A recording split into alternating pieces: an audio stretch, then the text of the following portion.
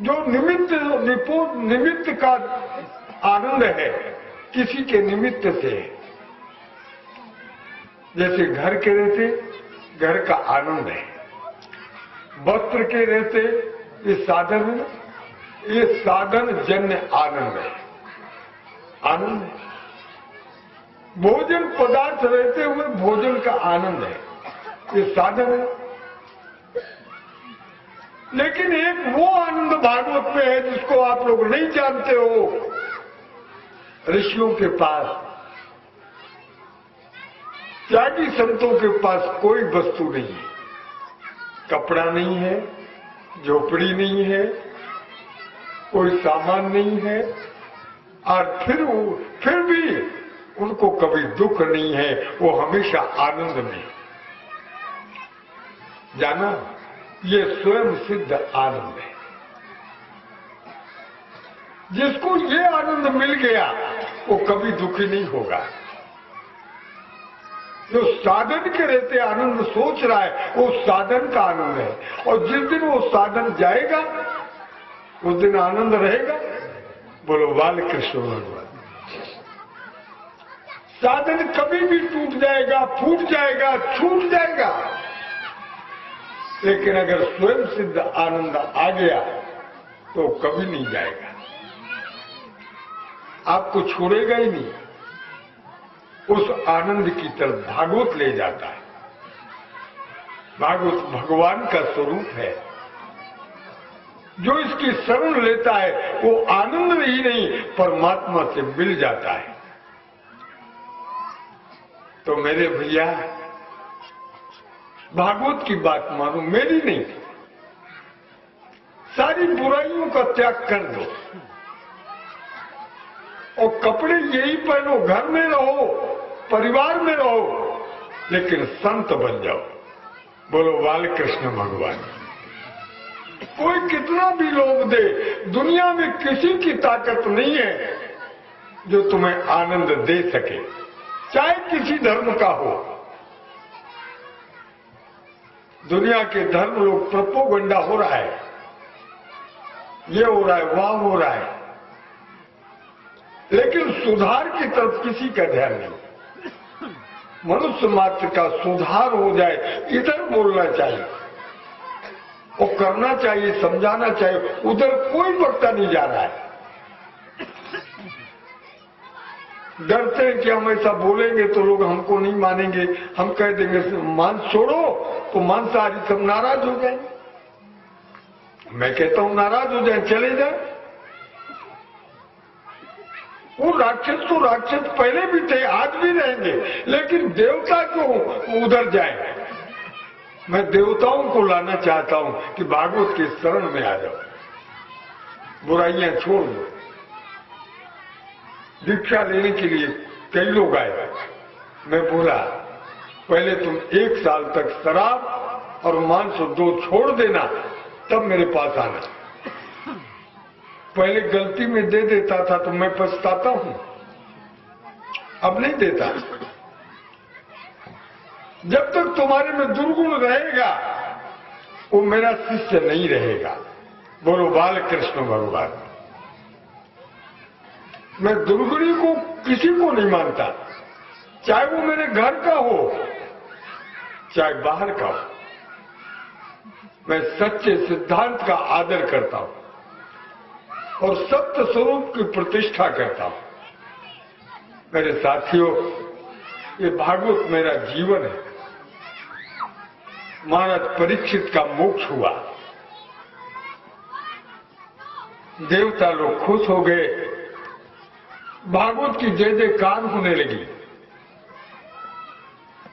तो अगर मुक्ति चाहते हो तो अभिमान छोड़ो, घर में गांव में हर एक के साथ सुंदर व्यवहार प्रेम का करो। किसी के साथ छल कपट अन्याय ये छोड़ दो। बोलो कोई कठिनाई है इन बातों में? लक्ष्मी, मैं कोई कठिन बात नहीं बता रहा, एकदम सरल। कितना जीवन आनंदमय हो जाएगा, सुखमय हो जाओगे। यही भागवत का फल है जो मैं बता रहा हूं। सुख की प्राप्ति, आनंद की प्राप्ति ये भागवत से होती है। मुक्ति परीक्षित को मिली। सुखदेव जी तो चले गए, परम धाम जाएंगे, लेकिन अभी कुछ लोग हैं उनको मुक्त करना है, वो भी जाएंगे। मेरे साथियों, बोलो भागवत महापुराण।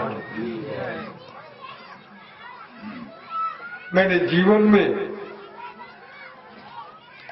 भागवत सारे ग्रंथों का अध्ययन करने के बाद भागवत के द्वारा ही अपने देश के कुछ भक्तों को मैं सत्कर्म में लगा सका। मेरे साथियों,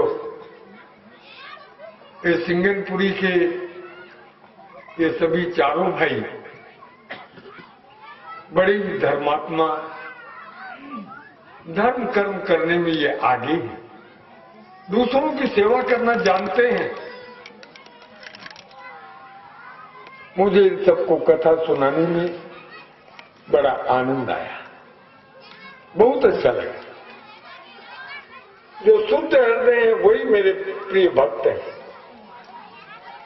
जिसमें थोड़ा भी कपट है वो मेरे पास नहीं टिकता है।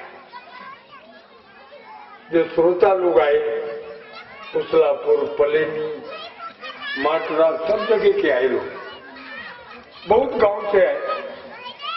मैं सबको व्यास गद्दी में बैठ करके और सबके कल्याण की कामना करता हूं, सबका जीवन सुधरे, सभी भगवान के पास आनंद का अनुभव करें, मानव जीवन के लक्ष्य की प्राप्ति हो, सब लोग सुखी रहें।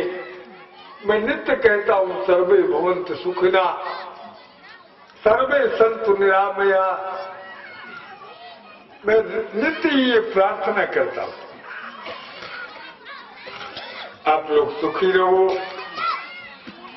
जहां तक बन सके मुक्ति सबको मिलेगी, लेकिन बुराइयों का धीरे धीरे त्याग कर दो, एकदम मत आने दो। ऐसा कुसंग जहां बुराई हो, ऐसे कुसंग में मत जाओ, नहीं कुसंग आपको प्रभावित करेगा। तो मैं भगवान से कहता हूं, मां बर दे बर एक हमें दो, हर जन्म में ब्राह्मण होने का सब शास्त्र सदाई कंठ रहे, और भागवत पुराण कहने का, भागवत पुराण कहते हूँ जब अंत आयु का आना हो, जब मेरी उम्र का अंत हो, तो भी मैं भागवत की चर्चा जन समाज में कर रहा हूं। ऐसे समय पर ही मृत्यु होनी चाहिए। मेरे साथियों, डॉक्टरों ने कहा कि कथा बंद कर दीजिए। मैं एक ही बात बोला हूं कि डॉक्टर साहब अगर कथा बंद कर दूंगा तो शरीर मरने से बच। तो मैंने कहा फिर कथा क्यों बंद करूंगा भैया, अगर कथा करते करते प्राण जाए इससे ज्यादा और सौभाग्य क्या होगा। देखो भोजन नहीं कर पा रहा, ये लोग जानते हैं। दिन भर में 40-50 ग्राम से ज्यादा कोई चीज नहीं, कोई मेवा मिष्ठान नहीं खाता,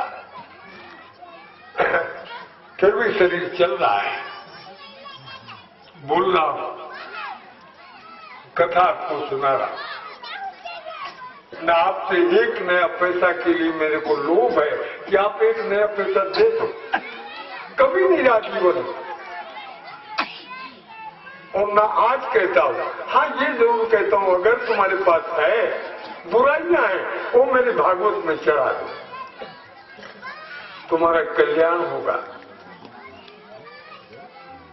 वह ब्राह्मण नहीं है जो दक्षिणा मांगता है, जिसे शांति नहीं है वो लोभी है, वो पापी है। हम दूसरों को उपदेश देते हैं और हम ही दुखी होते हैं। धन के लिए नश्वर पदार्थों लाखों करोड़ों रुपए गरीबों को ही दिया है, पर जानता हूं कि इसके पास है तो उसको नहीं देता। दान भी देना है तो देश काल और पात्र का विचार करके देना है। अगर किसी तुमने ऐसे को दान कर दिया जो पापी है, वो नशे वाला है, वो आपसे मांग के गया और शाम को बेच करके शराब पी लिया, तो आपका पैसा काहे में गया? नरक में गया ना। तो दान दे दो, लेकिन विचार करके दो। को सबको ब्राह्मणों को बुला करके खिलाता पिलाता खूब दान देता।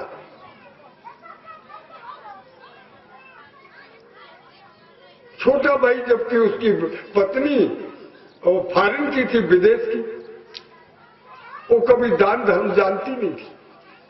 बोली जब अरबों का धन था तब तो खत्म हो गया। अब भाई ने क्या किया, प्रेम बस आधा धन और दे दिया, ले जा भाई, लेकिन एक काम करना, दान धर्म खूब करना। देखो मैं रोज आवाज लगाता हूं भोजन करने वाले चलो, और जितने लोग आ जाते हैं पहले उनको भोजन कराता हूं, फिर मैं करता हूं। बड़ा भाई बता दिया, लेकिन नहीं, छोटा भाई तो जब गया तो पत्नी बोले ये नहीं करेंगे। अगर आवाज लगा दो तो दरवाजा खोल के आवाज लगा दो, कह दो भोजन करने वाले चलो, लेकिन एक बात याद रखना, कोई अंदर ना आने पाए, दरवाजा बंद कर लेना। अब बेचारा रोज जाए तो आवाज लगाए भोजन करने वाले, और जहां चलो कि पहले दरवाजा बंद। भगवान सोचे इन मूर्खों को दान धर्म विवेक पर विश्वास ही नहीं, और सोचते थे कि दरवाजा कब खोले और कहे भोजन करने वालों को नहीं पर सुना उन्होंने। भगवान बैठे थे, जैसे उसने कहा भोजन करने तो वाले को नहीं कहना पड़ा, भगवान अंदर घुस गए। नहीं जाएंगे तो ताला तो दरवाजा तो बंद हो जाएगा। अब बेचारा घबराया, पत्नी को देखा तो पत्नी नाराज हो गई। बोलिए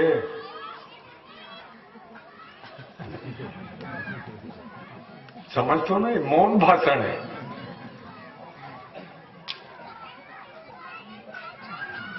और पति कहता है भाई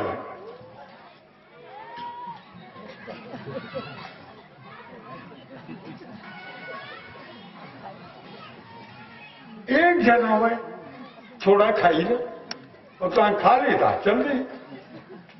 तो वो कहता है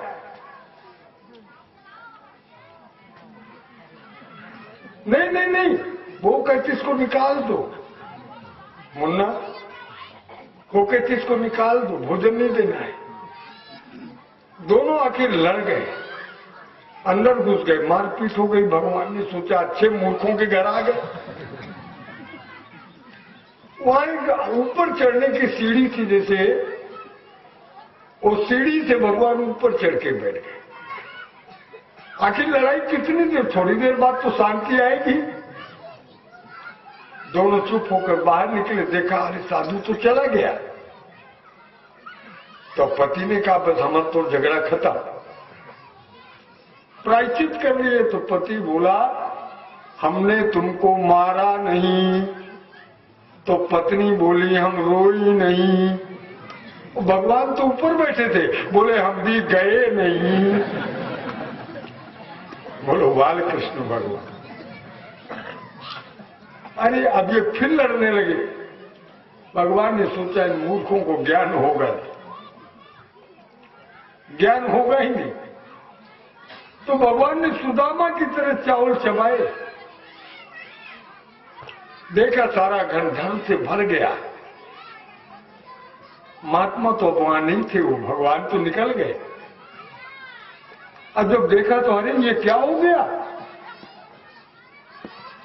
देख भाई तूने मेरा कहना नहीं माना, दान धर्म में कितनी बड़ी शक्ति है, ये कौन दे गया, अभी तक क्यों नहीं आया था?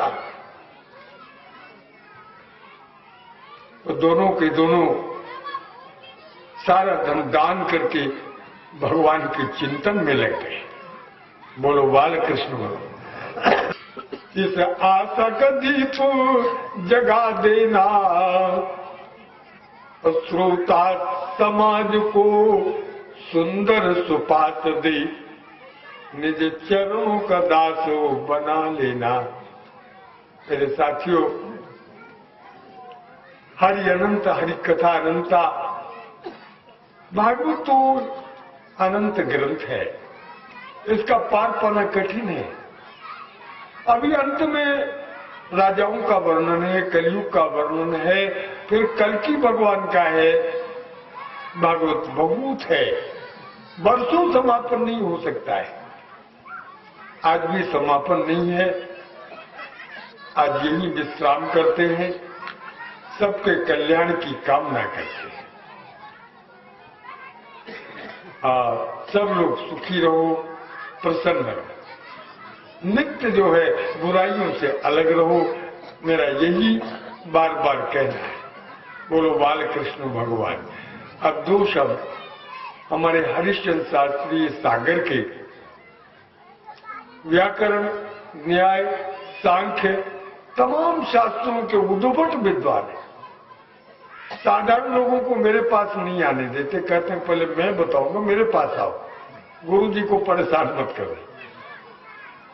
सारी विद्याओं में निपुण है, आप जानते ही हो, और अत्यंत गंभीर। मैं प्रशंसा नहीं करता हूं, मेरा 30 साल का संपर्क जब इनका विद्यार्थी जीवन था, और मेरा ख्याल है 10 साल पैसे के नाम पर एक नए पैसा नहीं मिला है, तो भी मेरा साथ नहीं छोड़ा है। संत शिरोमणि के पावन चरणों में वंदन प्रणाम करते हुए मैं अपने स्वामी जी का बहुत बड़ा आभार मानता हूं कि जिस समय मैं वृंदावन में पढ़ता था, तो वृंदावन में हमको विद्यार्थी जीवन में और बहुत सहयोग दिया। तो जैसे भक्त भगवान का उपकार मानता है, इसी प्रकार से मैं भी अपने स्वामी जी का उपकार मानता हूं, और उन्हीं के आशीर्वाद से ये भौतिक जगत में काम अच्छा चल रहा है। उन्हीं के आशीर्वाद से जो कुछ हमको वाणी रूपी प्रसाद उन्होंने दिया, उस वाणी रूपी प्रसाद को प्राप्त करता हुआ समाज में वितरण करता हूं, और हमको उन्हीं का आशीर्वाद से हमको यह विश्वास है, हम जिस क्षेत्र में जाते हैं, जहां भी जाए, तो लोग बड़ी प्रेम से, श्रद्धा से इस कथा को सुनते हैं। मैं तो यही भगवान से प्रार्थना करता हूं, हमको गुरुदेव से कुछ नहीं चाहिए, बस मात्र उनकी छत्र छाया बनी रहे, और हमको कोई जरूरत नहीं है। आशीर्वाद उन्होंने इतना दे रखा है कि सब कुछ हमको प्राप्त हुआ है। इन्हीं सब बातों को समझते हुए जितना बन सक रहा है, हम उनके चरणों में सेवा करने को आ जाते हैं, और उनके इसी पवित्रतम कृपामय आशीर्वाद से हम कामना यही करते हैं कि इसी प्रकार से वह प्रवचन करते रहे, हमको तो आनंद प्राप्त होता रहे, समस्त श्रोता समाज को परम लाभ प्राप्त हो। बोल वृंदावन बिहारी लाल की। श्रीमन नारायण नारायण श्रीमन नारायण नारायण नारायण भजमन